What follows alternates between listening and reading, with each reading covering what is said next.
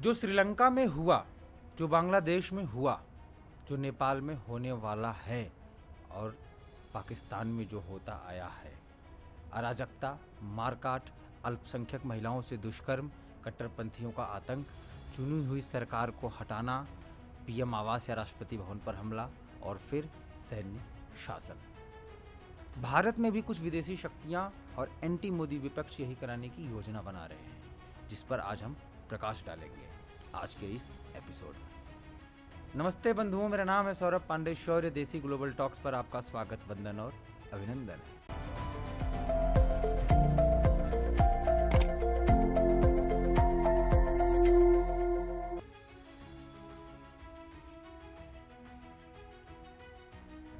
हाल ही में हरियाणा और जम्मू कश्मीर का चुनाव संपन्न हुआ। हरियाणा में बीजेपी तीसरी बार सभी पूर्व अनुमानों को धता बताते हुए जीत गई, जबकि जम्मू कश्मीर में नेशनल कॉन्फ्रेंस और कांग्रेस गठबंधन की जीत हुई। ये तो आप सबको पता है, जो नहीं पता वो मैं आपको बताता हूँ। हरियाणा में ईवीएम से छेड़छाड़ हुई और जम्मू कश्मीर में लोकतंत्र की जीत। इससे पहले कि आप मुझे गाली दें, मैं बता दूं कि ऐसा मेरा नहीं, कांग्रेस का कहना है। 2014 के बाद से जब से सांस्कृतिक राष्ट्रवाद का उत्कर्ष हुआ, जब से मोदी युग आरंभ हुआ, तब से वेटिकन से लेकर अमेरिका तक, पाकिस्तान से लेकर चीन तक हर तरफ बेचैनी बढ़ती जा रही है। भारत को आर्थिक शक्ति, सैन्य शक्ति, खेल शक्ति और वैश्विक स्तर पर बढ़ते कद देखकर इन सबका हजमा खराब है। सीधे युद्ध करने की इनकी हिम्मत तो है नहीं, तो देश के अंदर बैठे कुछ जयचंदों और विभीषणों के सहारे छद्म युद्ध, झूठ, प्रपंच और षड्यंत्र का सहारा लेकर देश में गृह युद्ध कराने की योजना बनाई जा रही है। लेफ्ट लिबरल गैंग, कुछ वेबसाइटें, राहुल गांधी समेत एंटी मोदी विपक्ष सब मिलकर इसमें अपनी भूमिका निभा रहे हैं। इसे आप इस बात से समझ सकते हैं कि राहुल गांधी की पार्टी चीन से एमओयू साइन करती है। क्या है उसके अंदर, किसी को नहीं पता। राहुल गांधी अमेरिका जाते हैं, भारत में सिखों को पगड़ी नहीं पहनने दिया जाता, ऐसा झूठ बोलकर चले आते हैं। शाहीन बाग, किसान आंदोलन जैसे प्रयोग और उनका समर्थन, या फिर देश की हर जिम्मेदार और प्रतिष्ठित संस्था को बदनाम करना हो, सब इसी कड़ी का हिस्सा है। वरना ऐसे कैसे हो सकता है कि वही चुनाव आयोग एक राज्य में फेयर चुनाव करे और दूसरे में गड़बड़ी करा दे। देश को तोड़ने की हसरत रखने वाली हर ताकत का यही प्रयास है।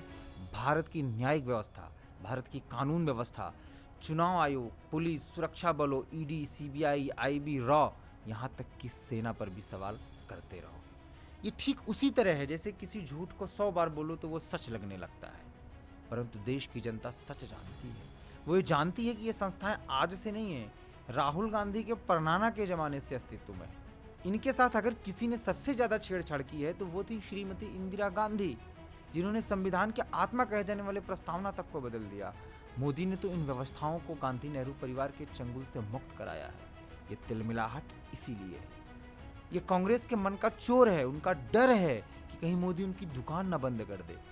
ये एक बूढ़ी माँ की अपने बच्चे के भविष्य के लिए चिंता है। एंटी मोदी गिरोह इसीलिए मोदी की सबसे बड़ी ताकत पर वार कर उन्हें हटाने की साजिश कर रहा है। क्या है वो ताकत और क्या है वो साजिश, जानते हैं अगले चैप्टर में।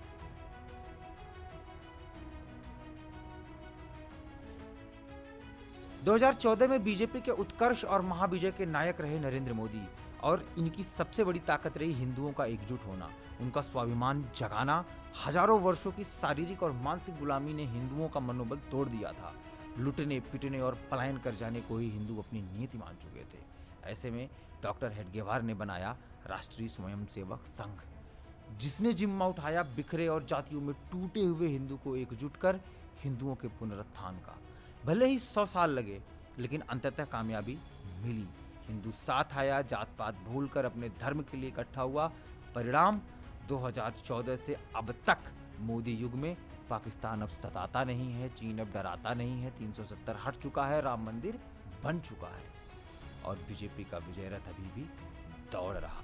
ऐसे में एंटी मोदी विपक्ष ने दिमाग लगाया कि इसकी काट क्या हो। उन्हें समझ आया कि अंग्रेजों ने फूट डालो और राज करो की नीति अपनाई थी। हिंदू को तोड़ना है तो जातियों की बात करो, खूब बांटो, जितना तोड़ सकते हो तोड़ो। इन्हें तोड़ दिया तो ही भारत के सांस्कृतिक राष्ट्रवाद को रोक पाओगे।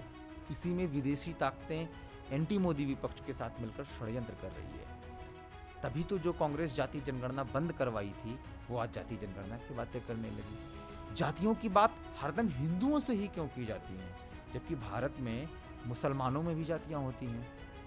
खान, पठान, हजाम, भील, सोपिया, बकरवाल, मेहतर, भक्को, नट, धोबी, हलालखोर, गोरकन, धुनकर, डफाली, तेली, बुनकर, कोरी, जुलाहा, ये सब कौन है?